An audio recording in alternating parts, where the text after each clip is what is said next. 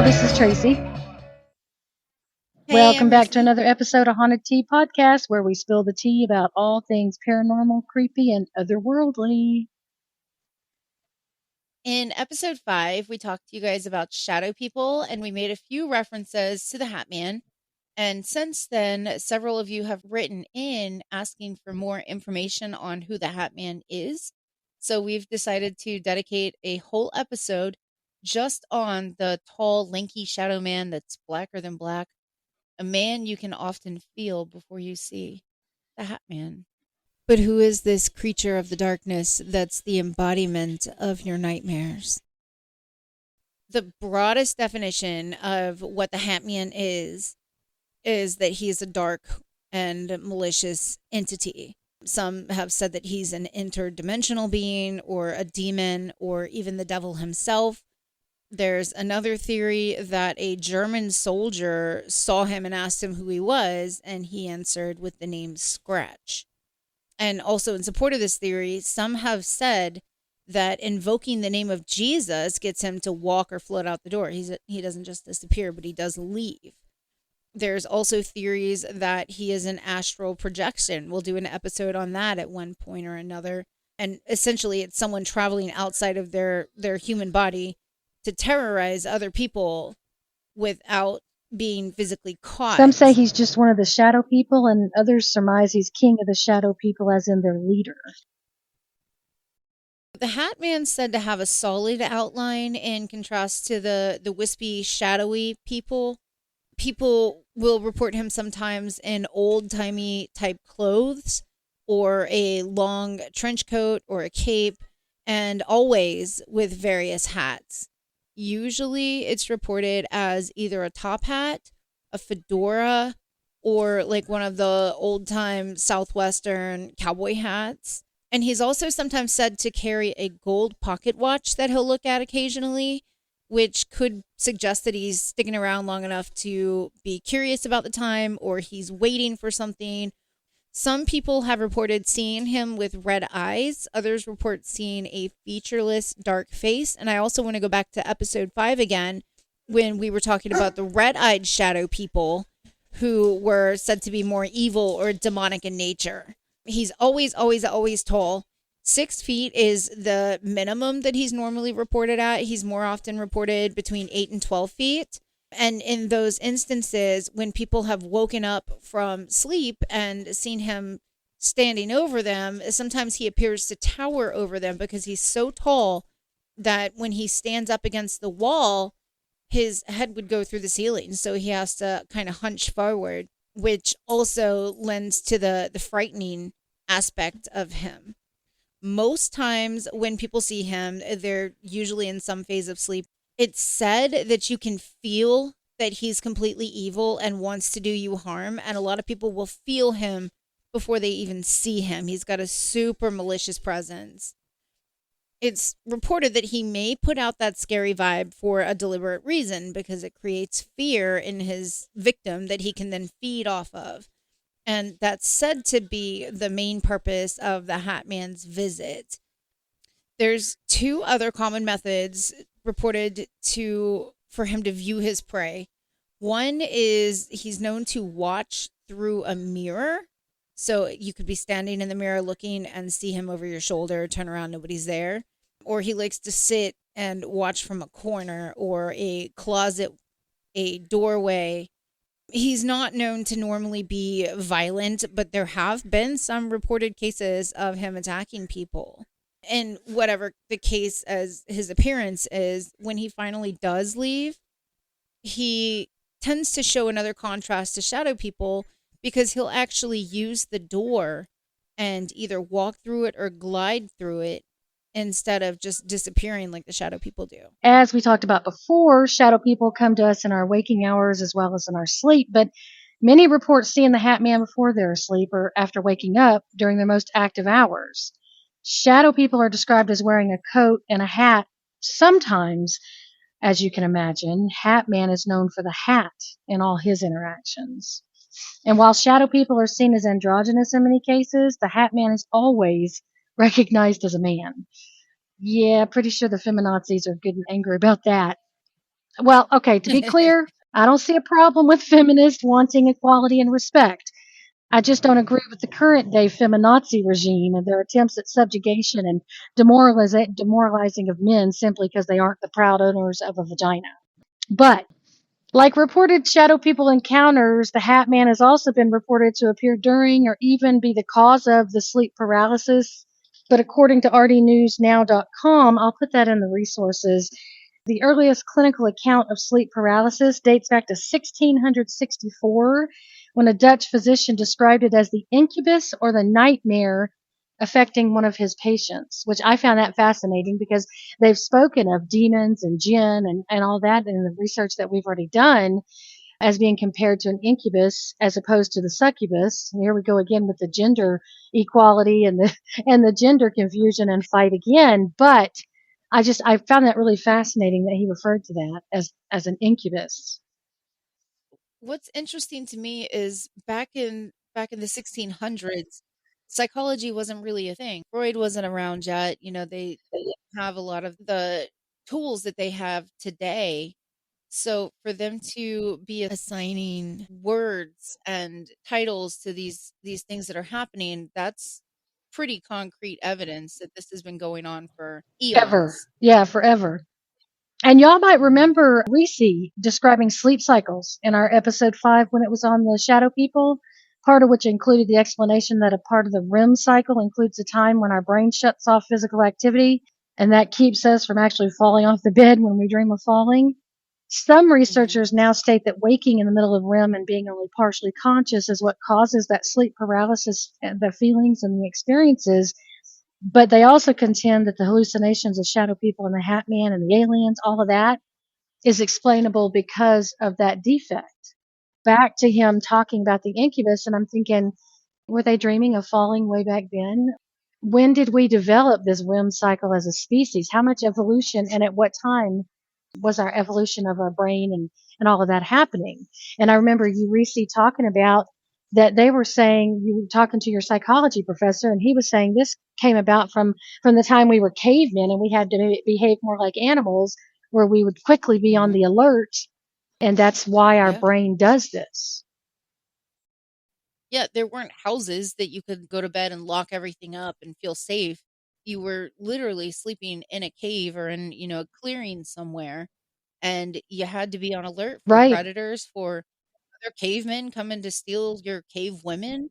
It was a dangerous time. So it's evolutionary for us to be able to sleep with one eye open, so to speak, and have that level Yeah, of I would love to know protection. if these cavemen were having hallucinations back then too. Did they have this quote unquote defect? Interesting. I don't know. I don't even know if there's any way to ever find that out. We can't interview any of them, and I don't think that it's anything that would be, even if we get DNA from, a 15,000-year-old cave person, that's not gonna tell us what they were dreaming of or what they were Hmm. experiencing. So here's my question. If this is supposed to be a defect, how is it that the hallucinations are also similar and yet so different?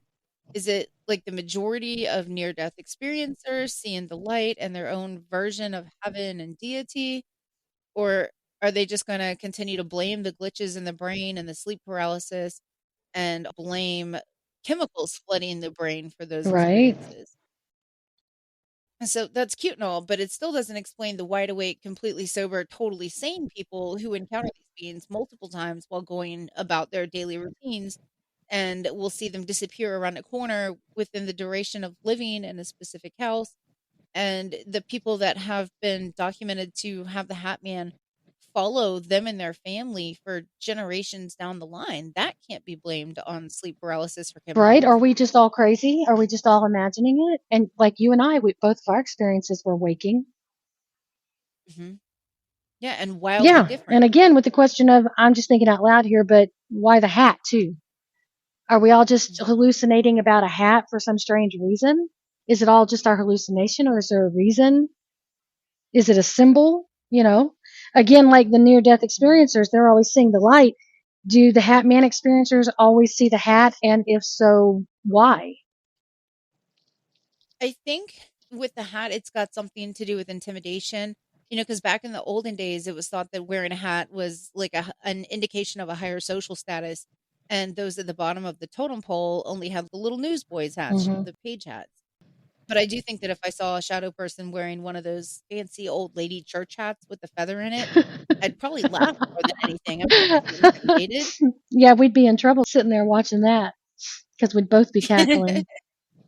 Y'all might also remember me discussing paranormal expert Rosemary Ellen Guiley and her interview on YouTube. That woman fascinates me. But another interview she did with Psychology Today pointed out one of the reasons, and I think we talked about this already, that shadow people could potentially wear hats and cowls to cover up their imperfect heads. It doesn't really sit right with me, though. That explanation seems a little too short and sweet for me. Yeah, same.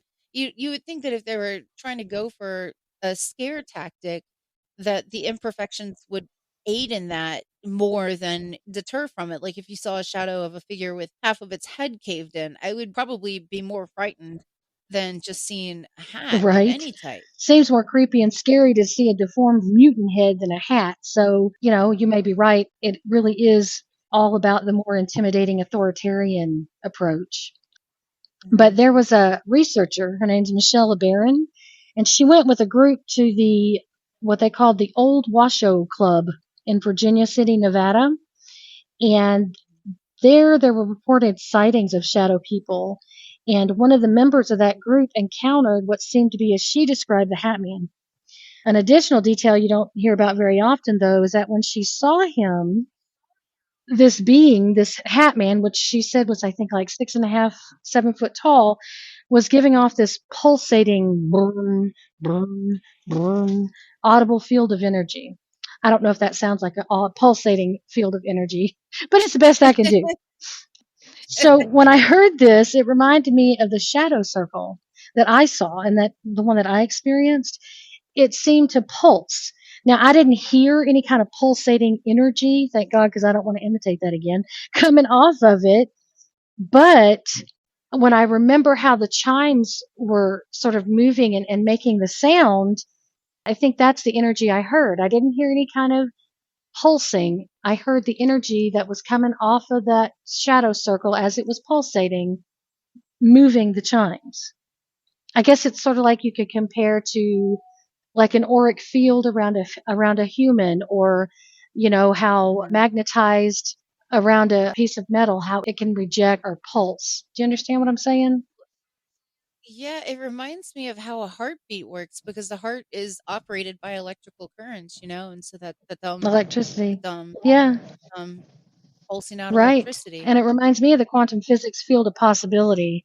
And if y'all have never heard of this, you can think of the quantum field as being filled with infinite amounts of energy vibrating beyond our physical world, beyond the matter and our senses. There's invisible waves of energy for us. We can actually use this field of energy in creating, in the creation of almost anything, really. Because, in short, this field of possibility, this quantum field, it's the state in which all possibilities exist. And I want to make this a little more clear or expand upon this. If you think about cavemen starting fires, and then you think of the things that we've accomplished in today's world, where did all these technological advances come from? Very simply, they came from an idea that our human mind manifested into reality. Okay? The energy in the quantum field of possibilities is the fuel that not only gives us those ideas, but it also brings it into reality. It's the same energy that shadow people and jinn and demons and negative entities or pink fluffy bunnies, whatever the fuck you want to label them, that they feed off of when we become scared or angry or anxious. They relish it. So, y'all remember, attachment to events, feelings, strong emotions, never a good idea to let them linger. Buddhist Mhm. precepts also say to refrain from attachment to anything, including positive emotions, which sounds so weird when you're saying don't attach to negative emotions, but even keeping yourself to positive emotions or people or things or ideas, this attachment eventually leads to disappointment because inevitably changes occur. Change is the only constant you can depend upon and predict. Anyway, I digress. Back to the Hat Man. Um, other reporters have stated They saw brief glimpses of what was under the invisibility cloaks of these shadow beings. Because remember, we were talking about the invisible fire, the pulsating waves, the pulsating energy, Yeah. and these hat men are always wearing the cloak and the hat. Well, some of these people that have experienced them or the hat man, they're actually getting glimpses of the cloak flying open or just barely letting in some sort of sense of them being able to see something. And they're reporting that what they're seeing is like reptilian skin, or they're describing gray, slick skin, giving one pause to consider. For some reason, it still feels funny for me to say, but do we consider aliens? You know? Or lizard people, which I firmly believe are a cryptid entity all on their own and not Well, see, and alien. that's what I wonder. Are aliens just a part of a different realm, like what people say the lizard people are? And so, therefore, like the jinn and demons and shadow beings and people, can we interchange those terms of reptilian people, lizard people, and aliens? I don't know, maybe they're different subspecies of the same That's what I'm kingdom. wondering. I mean, can we interchange this and still, get a broader sense of what it is we're talking about without having to be completely specific? And see, before I started doing this podcast with you, Reese, I believe that, in the things that had happened to me. Okay. Even Mhm. though I had no real name or explanation of them, I believed that they were in existence and that they were valid. I couldn't explain them, but I had a hard time accepting ideas like Bigfoot, aliens, cryptid type stuff. I don't know why that was so difficult for me to accept. But after Yeah. doing all the investigating and researching that we've done and all these experiences and hearing so many people's stories, just how many people can be completely delusional? How many people can I dismiss and say, yeah, they're crazy, or yeah, they probably just think they saw that, or yeah, they probably just, whatever. It was just a hallucination. How many people can I put into this nice little niche or this nice little hole and say, okay, well, they're just weird and they believe in this or that, but I know that what I experienced is valid. Because a Right. majority of people in this world, they've had these different types of events and experiences of differing natures, but with a common theme. Mhm. It kind of reminds me of the idea that everybody sins and we shouldn't judge others just because they sin differently. Right. Well, and here's the thing. Even 20 years ago, we had Art Bell, we had George Norrie and the Coast to Coast show. But other than that, experiences like this weren't normalized to be talked about. And then we started getting Right. the Travel Channel shows, the Coast Adventures, and the Discovery shows. The fact that it's being talked about more, there's Reddit threads, there's so many podcasts discussing the paranormal that people are feeling more comfortable coming forward and And I telling think their that's such a stories. great thing. It is. And I can guarantee that not every single one of them are all crazy. They're not all on drugs. They're not all hallucinating. They're all They not can't all be. having sleep. No, Either there's that or no we just way. have to assume that everyone is simply crazy and we're just experiencing psychosis in different ways. I mean, that's a possibility too, but that's a whole nother Yeah. podcast in itself. If we were to sit down and ask every single person that we've ever met, have you had a paranormal experience? Everybody, even if they don't want to label it as paranormal, every single person that you talk to is going to have at least one experience in a lifetime that they don't have an answer for. Whether it's a glitch in the matrix, whether it's an encounter, whether it's Right. I saw I something. have a friend that told me just last week, she said, it made me think about some of the experiences I've had. What were they? Did I easily dismiss Mhm. them and write them off and just assume that it was something weird and not realize that that's what you guys are describing? Furthermore, Mhm. are there other people having experiences that literally I can't label them, and so we just say they're weird and move on? And if we put a label to them like, "Oh, it was a paranormal experience," then we're just weird, or we're just crazy. Just like I talked to you last week when we were doing the one on haunted dolls, and I briefly mentioned, we talked about imaginary friends. I never thought that I had an imaginary friend. I just know that I had that experience with what I believe is the tulpa that I created through just simple, Mhm. focus and intense need for protection. I never thought of that as Yep. having an imaginary friend, but other people would. Yeah, And what about the absolutely. earlier mention of some believers that state the Hat Man simply created for the mind of those that are visited by him, whether through hallucination, due to sleep paralysis, or concentrated efforts that result from subconscious fear? What that brings to my mind is Carl Jung and his belief in the collective unconscious. If y'all have never heard of him, he's a Swiss psychiatrist and he was the founder of analytical psychology. He was born on July 26th, making him a Leo like me. You know, us Leos, we're pretty awesome. He believed in the concept of the collective unconscious, which is different and separate than the personal unconscious. He said that the collective unconscious helps to explain why similar themes occur in mythologies around the world, like cryptids, shadow people, the Hat Man. He argued that the collective unconscious had a profound influence on the lives of individuals, and they live out its symbols and they clothe them in meaning through their own personal experiences. Now, quote unquote, according to Jung, the collective unconscious is made up of a collection of knowledge and imagery that every person is born with and is shared by all human beings due to ancestral experience. This is something I want us to remember because I want to talk about that a little bit later too. Mhm. But in comparison, instinctive knowledge that animals are born knowing, that you can compare it to that. A form of the unconscious, that Mhm. part of the mind containing memories and impulses of which the individual is not aware, but it's common to mankind as a whole, not as an individual, as I mentioned, but it's originating in the inherited structure of the brain. So, in plain old English, Mhm. this refers to the idea that a majority of humans are naturally attracted to certain things and repulsed or fearful of other things. You know how a good many of Right. us humans were instinctively afraid of snakes. Now, I was Mhm. scared, terrified of tarantulas for a while through a bit of a comedic story. I used to run a pet shop in the Chicago suburbs, and I had gotten in a shipment of tarantulas, and they used to be shipped in these petri dishes. And they were clear Mhm. petri dish looking plastic things.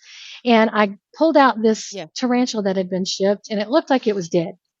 And so I picked it up and I shook it a little bit, and it was probably 2 inches from my eyes. And that thing came to life and exploded towards me with its little fangs. And I mean, it scared the shit out of me. There I went with girly squealing, flung it across the room like it was a fucking frisbee. And I was scared to death of tarantulas for quite a while.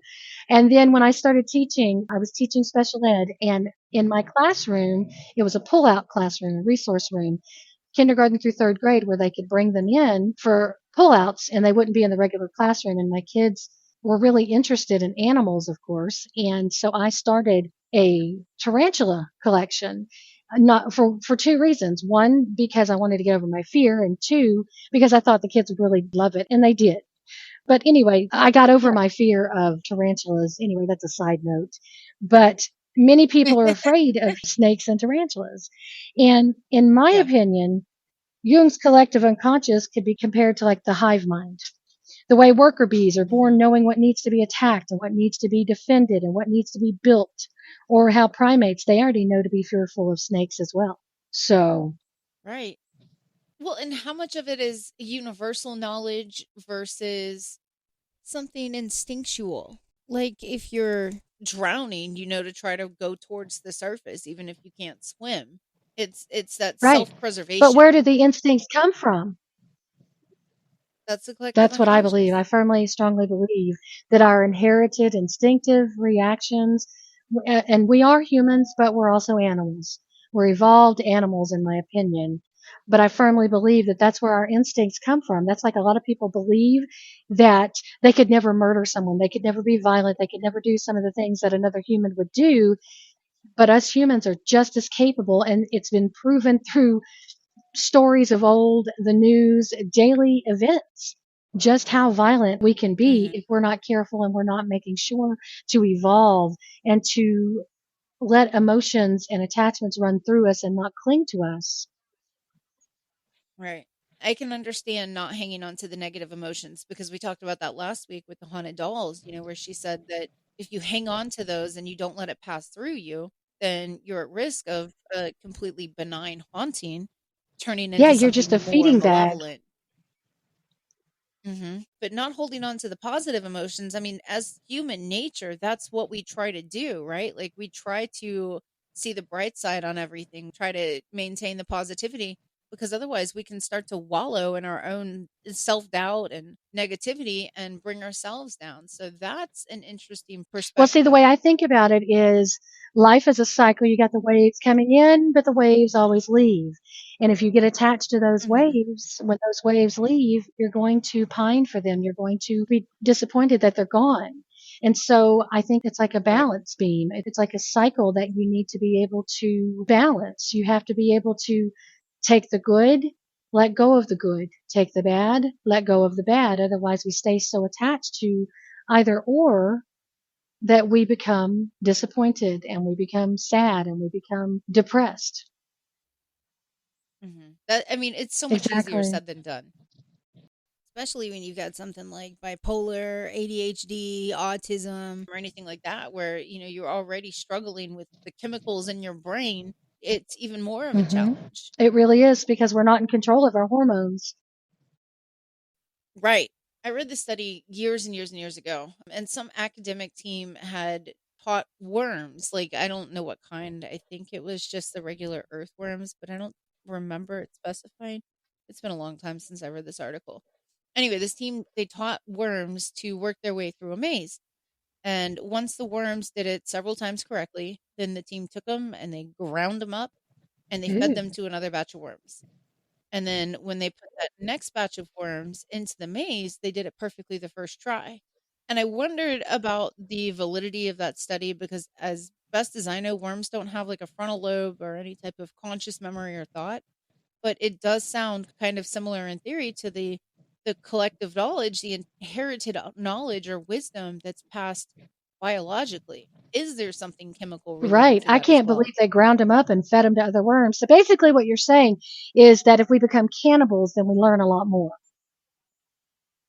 Yeah. Oh, there's like a whole host of issues that can go on when you're a cannibal and the shit that you'll see then, but not anything I'm going to try anytime soon. I think it's fascinating. They took on former generations' ancestral knowledge, and they were able to apply it in problem solving activities. That's fascinating to me. That's a whole nother thing you could dive into for a lifetime of research and study. I don't remember all of the exact details. It's been years since I've read it, but it would be interesting to find it and try to get the specifics and see exactly what they were able to conclude and even what they were testing for. I don't even remember what they were testing for with it besides just teaching worms to do a maze and That would be grinding them up. fascinating. You guys, if you can find it, it would be awesome if you would post it for us. That's just fascinating to me. But when you think about ancestral knowledge, the collective unconscious, and all that, it goes even deeper. Reese, have you ever heard or read about a research study on electrons acting differently when they're being observed? Well, okay, No, I've got some no. information on the scientific side of things to share with y'all, which touches upon that study. I like to be as realistic and informative as I can with you guys, our listeners. Magic, supernatural, paranormal, creepy things, they can coexist with science, working independently or in tandem with one another. An example, sage cleanses your home. A lot of people know that, right? It'll cleanse your living space from Mhm. negativity. And that's well known magical info. But did y'all also know Mhm. sage has several acidic compounds that act on our bodies as antioxidants and on the environment? It's responsible for giving off negatively charged ions, which sounds opposite to what we want to do with sage, right? To bond with common Mhm. positive ions. Common positive Mhm. ions like pet dander, dust, mold, whatever, those are responsible for, you know, smells and the No. breakdown of things that cause the negative things in our home. Now, if those Right. are positive ions and sage gives off negative ions and they're binding together, that's what helps get rid of not only the bad smells, but also Mhm. clears the environment around you to feel more comfortable, to feel more cleansed. Although, y'all, just as a Mhm. warning, if you're going to use common sage, it has a chemical, and too much of that chemical can cause seizures and damage the liver and your nervous system. I'm bringing that up to illustrate what many believe to be pure inexplicable mystery and magic. Sometimes it can be explained, by scientific discovery. Sometimes we as human, we can't fathom a thing because we haven't found the scientific reasons those things exist. It doesn't make these events less fantastical, miraculous, or magical. It helps make them less scary. But okay, so Right. anyway, this study I was telling you all about, it was done in 1998 and it was done by the Weizmann Institute of Science. Okay. The summary that was provided by them, quote unquote, is one of the most bizarre premises of quantum theory, which has long fascinated philosophers and physicists alike, states by the very act of watching, the observer affects the observed reality. So basically, it's saying that if we're watching, we're affecting it. And it reminds me, you know how they say wildlife photographers, they should not, when they're out there taking pictures and they see horrible things, they should not Yes. be Not engage. interceding because it can affect the reality. It can affect the outcome of things. It can affect things that you can't Mhm. even begin to dream of as far as what it could affect. So I found that Right. interesting too. But this was reported in the February 26th issue of Nature. It was in volume 391 on pages 871 through 874. Researchers of the Weizmann Institute of Science, they conducted a highly controlled experiment demonstrating how a beam of electrons was affected simply by being observed. It revealed that the greater the amount of watching, the greater the observer's influence on what actually takes place. Makes me think about the Hat Man watching us. So this research Yeah. team, it was headed by Professor Mordechai Heibloom. I know I'm fucking up these names. I'm trying really hard not to. The scientists, members of the condensed matter physics department, work at the Institute's Joseph H. and Bill R. Braun Center for Submicron Research. That was a mouthful. But their premise is that particles can act as waves or individual particles.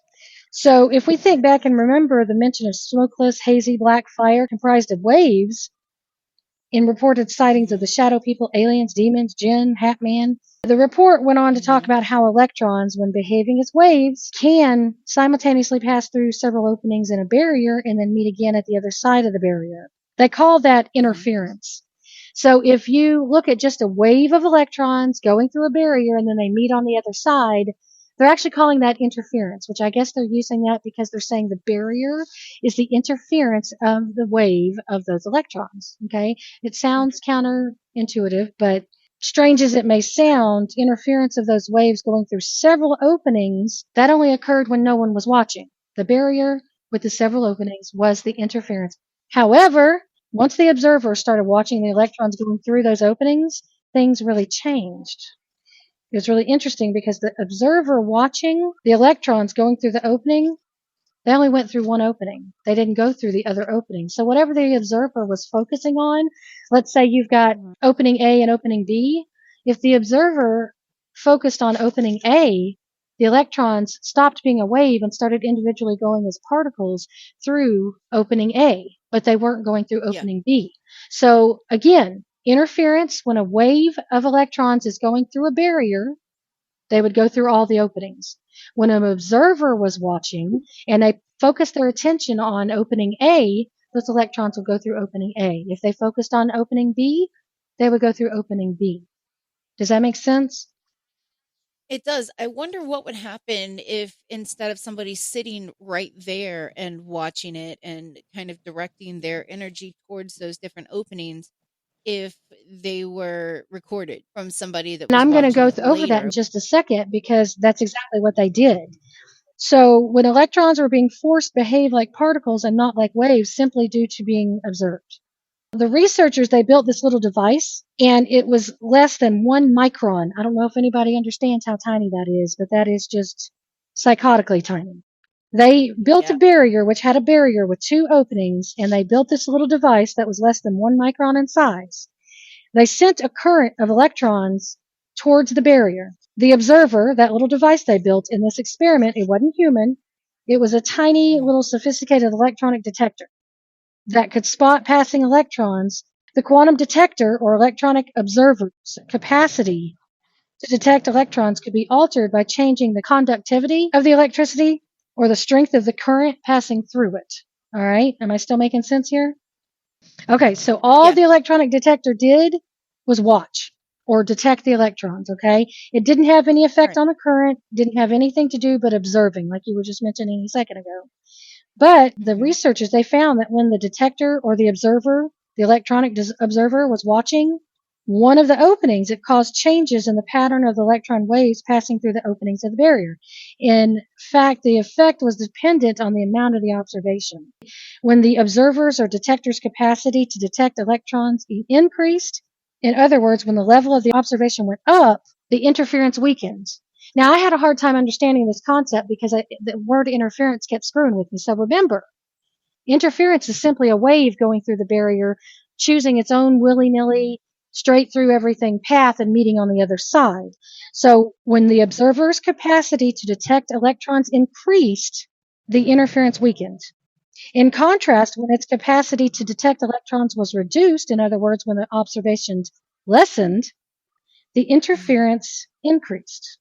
So when you stopped looking at it as much, the interference or just the waves going through and not paying attention to where they were going increased. When they were being Right. watched more, the interference decreased because they started acting like particles as opposed to waves and going through specific openings.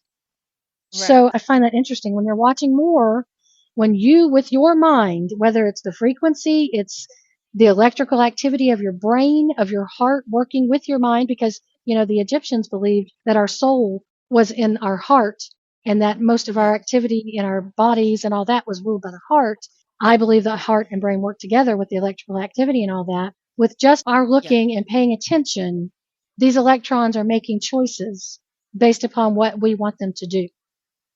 So you Mm-hmm. think about what kind of effect we can have on these forces or entities or whatever that we've named them. Maybe will be looked upon as medieval times later in the future, but you look upon what our thoughts and emotions are causing and creating and holding on to when you think about this experiment. But circling back around, it's possible shadow people, Hat Man, differing in various entities, ancient aliens, are they just there all the time? But our human brains can only pick up on their presence when we're in the right frequency or in the zone, which might otherwise be referred to as the collective unconscious, so to speak. And are we creating their existence from the field of possibilities based upon what Jung refers to as that collective unconscious? With the paranormal activity, when somebody notices one instance, maybe somebody sees a shadow out of the corner of their eye, it's knowledge, it's common knowledge that you're more likely to see more. The more you talk about it, the more you play Mm-hmm. into it, that acknowledgement will give it more power. So it makes sense that the more that you even look at it and observe it, if you're watching it, trying to determine what the hell you're seeing with We what you are just literally said. aiming our frequencies at it and creating it or enforcing it and making it more behaving like a particle as opposed to a wave. And that makes Mhm. perfect sense, like you just brought up, why the shadow circle, in my experience, stayed as a shadow circle because I didn't focus anything towards it. Mhm. Fascinating. Just Yeah. how is the human brain's frequency affecting the observation of them? Are we seeing what's hidden? Or are we literally creating the Hat Man with our focused attention and observations while we pull from the field of possibility? I think that it does allow them to increase in their appearances and in their power. And you see one, there's a good chance you're going to see more. And the more you acknowledge it, the Hmm. more you talk about it and give it that power in your mind, the more that you're going to see it, and it's going to continue to grow and morph into something Yeah, yeah, because completely we different. humans, we truly are like gods. The things that we have created, the things that we're capable of creating, are based off of these energetic fields, the collective unconscious, the field of possibility. Like you said, the more we focus on it, the more we create. Our ideas do manifest into reality. Yeah, this coincides too with the theory of multiple parallel universes all happening at the same time. A tear in the veil could cause entities and wavelengths to start to cross over from one dimension to another and Right, cross back and right. forth. I'm thinking about how over thousands of years of sightings of the shadow people and the jinn, the demons, the Hat Man himself, they're reported as having this incredible ability to ignore the laws of physics. So it ties in again with, are these beings, are they just waves? Or are they acting as individual particles because we're focusing upon them? Doesn't explain the feelings of dread though, does it? No, it doesn't. I wonder if our focus could cause these submicron tears in the veil to widen. So the more you see it, even if you're catching it out the corner of your eye and you're kind of giving it that side eye, is that veil opening micron by micron because of the focus that you're giving it? Is that what's causing it to Right. seep And the through? intensity of your emotion, and the longer that you hold on to that emotion, the more of an intense energetic field you're creating, or an energetic beam of focused attention and emotion. Mhm. So, if you guys have been following along and if you've been hanging with us since episode 1, you've already heard me talk several times about when I was deep in my active addiction. I lived in a house back in 2014-ish. And back then I was living alone with my daughter. She was like 2 at the time, and I was literally tormented for almost a year with a huge range of things that were happening during that time period. And eventually you guys are going to know my entire life story and everything about me, and I'm just going to go ahead and put this out here real quick. Everyone in my life back then knew that I was a junkie, and I'm not shy Hmm. about talking about my addiction, the sick person that I was. So before anybody comes at me for speaking openly about it, I want to say here that I recover out loud now in an effort to show the world how much a person can change. And as horrible as I was back then, if I can get clean and maintain sobriety, anyone can. And if you or someone you love is struggling with the disease of addiction, please email us. We'll help get you some resources. Just know you're not alone. Yes, And please.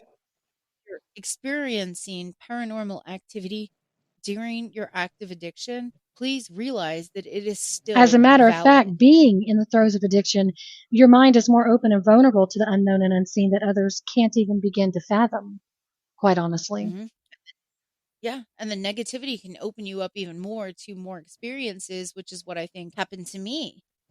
And so back then, I spent a lot of time trying to talk to people about what was happening in the house. And I was doing everything I could to get somebody to hear me. And I was so often I can told that I was imagine. just on drugs. So I was hallucinating or imagining all of it. But every single night, there were these tall shadow people that were racing along the fence line in the backyard. I saw a burned girl a couple times. There were bangs and bumps and noises and tapping on the windows, and I'd see this creature thing through the sliding glass door on the back patio that gave me the absolute worst feeling of dread. So it's safe to say that there was a lot of activity going on during that time period, and I'll give you guys the full story in another episode on everything that happened in that house because there's so much that was going on in there.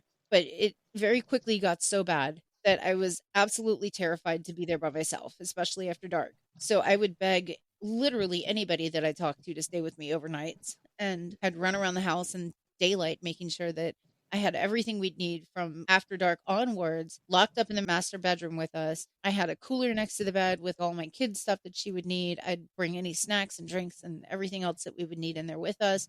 And I did literally anything I could to avoid having to leave that That's room some after dark. serious think ahead planning for when shit hits the fan way before it became popular.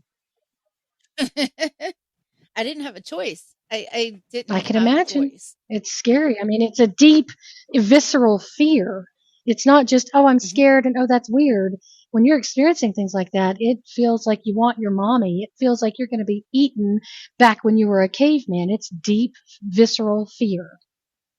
Yeah. Yeah, and I didn't know what all I was up against.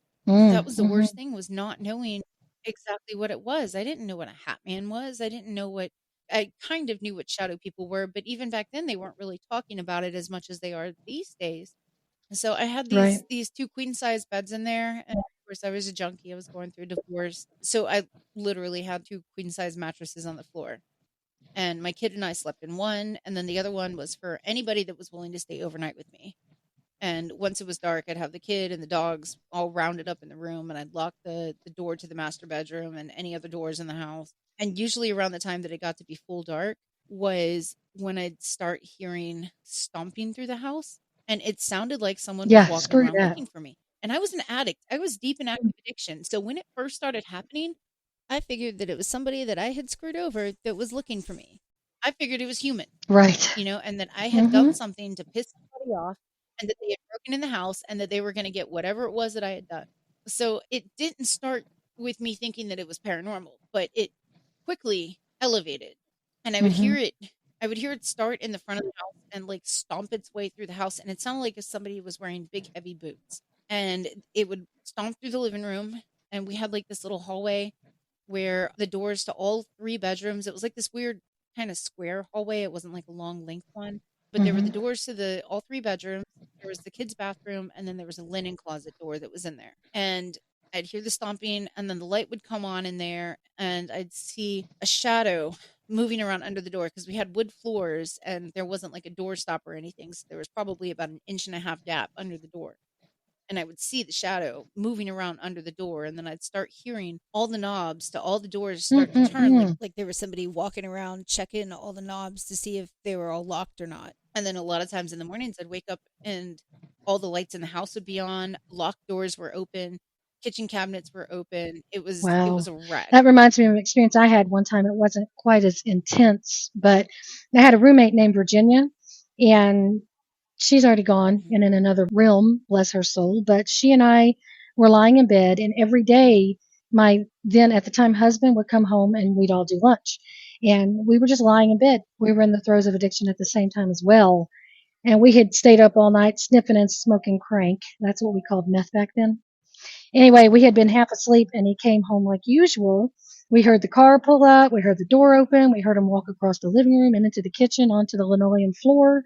He was in the army and he wore combat boots, so the sound of him clomping across the floor was very familiar and not quiet at all. And then we heard him open the refrigerator door. So we got up and went in the kitchen to start gathering things together for lunch, and there was no one there. It was strange because this was a small 2 bedroom trailer house. Okay, the place where we parked the car was right in front of the door. It was a very small place. So I walked over to the window, Yeah. didn't see the car, opened the front door, no car. There was no one there, and we had both heard him. It's not like we said, "Well, we better get up and go do lunch," or "Oh, did you hear him? Let's get up and go do lunch." We just literally we heard him, and we both started getting up at the same time and walking out there. There was no communication, but we had both heard him come home like he did every Yeah. day, but there was no one there. And this is the same place where my monkey named Molly, she would see things. But we'll be discussing paranormal pets in next week's episode. I'm excited about that one too.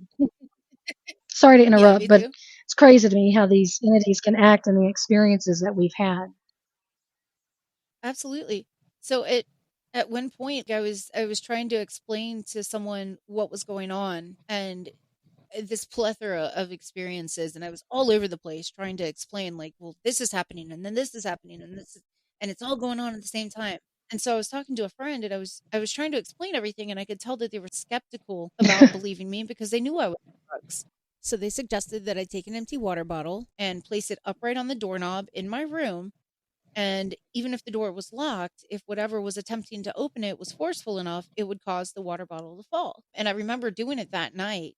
And the first time that bottle fell and I hit the bet. floor, I about peed myself. And the dog started barking, and I'm trying to protect my kid from these unseen forces when I don't even know what I was protecting her I against. can It only was imagine. awful. So I'm giving the backstory, even though it's not 100% relevant to this particular episode, because this next part here is. So when I would convince someone to stay the night with me, I'd usually feel a little bit braver, and I would at least be able to leave the room at night. Things were still happening, but I guess there was like that safety in numbers Hell yeah, I'd want to mentality. be holding somebody's hand too. Just having another witness there made it not less scary, but Valid. easier to cope with. Hmm. Yeah, yeah. So one night I had a friend staying over, and I went to leave the room to do something, God only knows what. And the house was very 70s, built in the 70s, early 70s. You come in the front door, there's like a foyer area that leads to these little accordion doors that go straight into the living room. Or if you go to the right from the front door, there's this weird kind of like front room area. And then it goes around a corner into the dining room, but there's no like door that leads from the front room into the dining room. It's just kind of a separation. And then there's a doorway that leads to the kitchen. And then the kitchen has a door that goes to the garage. Or you can go into the living room from there. And there's this open bar area over the kitchen sink to see into the living Yeah, I room think I from the can see kitchen. it. Yeah, when you walk in the front door, it's basically a big circle. You can either go straight into the living room or you can go to the right and kind of follow that circle around through the front room, the dining room, and the kitchen, and then be back in the living room. So the living room had these sliding glass doors that went to the backyard. There was like a back patio that just a Hmm. concrete pad, and then the backyard. And then the living room had like the entrance to the kitchen with the little bar area. So I could stand in the living room and I could see over the bar, over the kitchen sink, into the kitchen, and straight through the doorway into the dining room. And if the curtains were open, I could see out onto the street and next to the driveway as well. And then from the living room, there was a doorway that went to that big hallway that went to the three bedrooms, the bathroom, the linen closet. So I could stand in my master bedroom and I could go to the doorway that went from the hallway to the living room and I could see basically all the way through the house. So I could see through the living room, through the kitchen, through the dining room, out the window, as long as I was Hmm. standing in the right spot. So I don't know. I hope that makes sense. I'll have to get some pictures of that house. Anyway, so one night I've got a friend over. I'm leaving my bedroom at night and I'm walking through the living room into the kitchen. And as I'm going through the living room, I see over the bar, through the kitchen, into the dining room, I see this guy Walking like walking. how? Back and forth like he's on a mission or trying to figure some shit out and pacing or what? He's not pacing. I wound up seeing him several more times. He always started walking. How do I explain this? Basically, from the left to the right. So, from the side of the house where the Hmm. garage was, but the garage door wasn't in the dining room, towards the front of the house, which would be going straight to the right. It would take him from the dining room through the front room. And I didn't see if he went through the wall of the front room or if he actually made that turn to go out So it's the front basically like he's door. on a mission. Pretty much, yeah. Yeah, eyes forward, facing straight ahead, never What looking did he left look or like? right. He looked like he was out of an old mobster movie. He had this black and gray Hmm. pinstripe suit, like the very small pinstripes, to where it almost looked like it Hmm. was, the haze in the black and white movies. How like there's that kind of when they'd move, Right. there was almost like that haze to it. So he was like that. He had like a bowler type hat on, and his arms were always to his side. He looked like he should be carrying a briefcase, but he wasn't. Like the arms to the side and kind of Hmm. swinging them, but just walking straight. And I literally felt like I'd stepped into this old movie with a mobster from the 40s. He just eyes straight ahead, just walking. And he didn't pay me any mind. He just kept looking straight ahead and kept walking. And when I first saw him, it was like a glitch in the matrix. Like I was kind of shocked and I just kind of stood there standing and watching and my jaw was on the floor for a second. And then he passed out of eyesight and I was like, what the fuck? And I'm my family always makes fun of me. I'm I such a bet. chicken when it comes to a lot of shit. Like, I drove a hearse. I'm terrified of dead bodies. My dad has made it for me for my entire life. But I am such a chicken when it comes to this kind of stuff.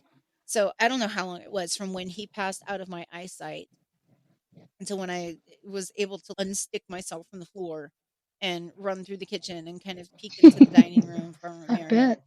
and the direction that he'd went, and he was just gone. So I was able to convince myself that I was high and I was seeing things and I tried to forget about it. And then I saw him again and again. And at some point in that time period, I moved my best friend in with me. He was the same one that had seen the carolers with me that we talked about during the Christmas Hmm. episode, the one that wrote the bass line for our podcast music. And then I saw the walking guy again, and then I saw him again. And there was no variation ever in where he was going, what he was doing, the clothes he was wearing, anything. So I kind of started to think of him as some kind of a residual haunting, which was weird because when that house was built, my parents' house was next door. And my dad he was the architect for their house. And their house was one of the first ones in the neighborhood in 1973 or something like that. So the house that we were living in was not old. And my family had known every resident of that house since it was built. There were no crimes committed. There was no old bodies hidden in the wall or anything like that. There was nothing that would account for a man in a suit like that. So it was very bizarre to see him, and he was so out of place. He felt like he should have been in Chicago. So I I started to kind of write him off as maybe some sort of residual haunting, even though there was no reason for him to be. in that house, in that neighborhood, in that Right. part of the world. So I started calling him the walking man because I couldn't really figure out another terminology to use for him. And I probably saw him half a dozen times. So I'll never forget when my friend moved in with me and he'd gone into the kitchen after dark for something. And he came back in the room literally white as a sheet. I'd never actually seen someone turn pale like that before. And he said, I saw him. I saw Oh, your walking guy. He said that he was standing in the kitchen and he was facing the sink, so he had his back to the dining room, and he turned to put something in the fridge, and he caught him out the corner of his eye just walking. So at that point, I at least felt validated because we still couldn't get anybody else to believe us because we were both addicts. So this goes on for a period of a few months. The walking man was always in the same spot. He was always going from the dining room to the front room, never turned his head, never acknowledged me whatsoever. He almost got to be kind of like a familiar type of comfort. And I never felt a fear coming off of him. I never got that isn't that feeling of ironic? dread. That's what kinda gets me. I don't know that he was the Hat Man, but anyway, so he never turned his head, he never looked at me. I never felt like that feeling of dread, how people say they get when they encounter the Hat Man, but I know that my anxiety at that point was through the roof anyway, just because of everything else that had been going on, so who knows, like, maybe Hmm. he was that fear and anxiety that was already there. And so the last time that I ever saw him, I was coming out of my room, I had 1 foot into the living room, the hallway area, and he was walking. But instead of being in the dining room, he was in the living room. And he was still going forward, still not showing any acknowledgement towards me, not turning his head or anything like that. And we had these wooden 70s accordion doors, the little wooden slats that you can open and close. And we had those going from the foyer to the living room. And I usually kept them open, so he's walking and he goes through the living room into the foyer and he just disappeared through the front door. And at that time, I had the strongest I compulsion am to so follow glad him. you didn't follow him. It was to the point where I'd already taken a couple steps forward before I realized what I was doing. And it was almost like being in a trance. I don't know. But a few seconds later, I kind of caught myself and I stopped and I had this Ooh. feeling of horror of what I Was was he about all to of a sudden do. focusing on you and you became an electron and you were acting as a particle and being forced to go through an opening? I don't know. There wasn't even a side eye towards me. Nothing. Still straight ahead. Everything was exactly the same as it had been every other sighting, except he was Right, in a different spot. But that encounter right there scared me more than anything. And it scares me to think of what would have happened if I right. hadn't stopped myself. And then I came to out of this trance and I sat there for a couple minutes and then the feeling was gone. And that was the last time I ever saw him. So I don't know. All of this went down between August of 2014 and probably May, June of 2015. And then out of nowhere, everything just stopped, like everything. And it had me on edge for at least a year after that. I just kept feeling like there was something that was biding its time and giving me this false sense of security. And then it was going to start back up again in full force. Because at one point we had a preacher come in. My dad finally started to believe me, and he called a preacher, a friend of his, in, and he blessed the house and he gave me holy water, and everything stopped for 2 days. And then it came back worse than ever, like it was pissed. So when it stopped again, I had that feeling it's going to come back. It's going to be worse. It's pissed, and it never did. So Nick and I started dating in mid 2016. He pretty much moved in immediately after we started dating. So at that point, I gave him kind of a heads up of what I'd experienced in that house in case there were any relapses or surprises with it. And somehow whatever had been going on really had just stopped completely. We never had any experiences in the couple years that we lived there before we moved to our next house. And I don't know if it was because I'd gotten away from the toxicity of my marriage with my ex and had gotten sober, or if there were other forces at play, because it I was still in active addiction when it stopped. Hmm. So I don't know. But so fast forward to sometime in 2020, 2021, something like that. We'd been out of that house for a couple years at this point and we were living somewhere else, but he had remembered all the things that I had told him that had happened to me back then. And at this time, he was working for this wildlife trapping company, and he spent more time driving to appointments and listening to podcasts more than actually working. And one day he comes home and he's like, "Oh my God, I've been listening to this paranormal podcast and they just had an episode talking about something called the Hat Man. And I swear it's your walking That man is guy that you so used to cool. see." There's some validation. Absolutely. And at this point, I'd never heard of a hat man. I had no clue what it was. So the fact that anyone else in this world had seen something even remotely similar got my attention, because up until that point, I was still met with a fair amount of doubt whenever I talk about my experiences, even though I had been sober for 4 or 5 years at this point. So we sat down that night and we listened to that episode. It was Two Girls, One Ghost, and it was their episode 17 for those who are interested. And they were talking about the Hat Man, and that was the day that I got the validation that I really needed, that I was not, in fact, just crazy or on drugs, and that what I had seen was genuine, and that other people had seen it too. So many people that there was an actual name for it. Yep, It was we can't all be crazy. exactly. And it's still terrifying, but that relief that came with the fact that knowing that other people had seen the same thing that I had, that was everything.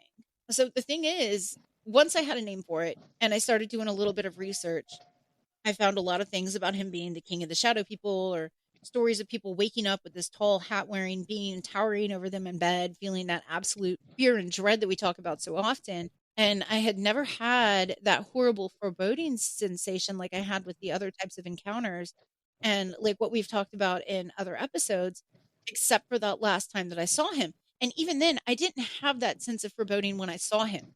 It was after he was gone and I realized that I had taken a couple steps because I was going to follow him, that I got that feeling of, oh my God, what would have happened? And with the other encounters that people have talked about, most of the time, at least 90% of encounters, he's appearing in the middle of the night when someone's laying out in bed. They're starting to drift in and out of sleep. They don't have discernible facial features. And this guy that I saw looked literally like he was plucked right out of a 1940s mob boss meeting and set down in my house. I can remember the That's definitely crinkles on his seeing eye. features.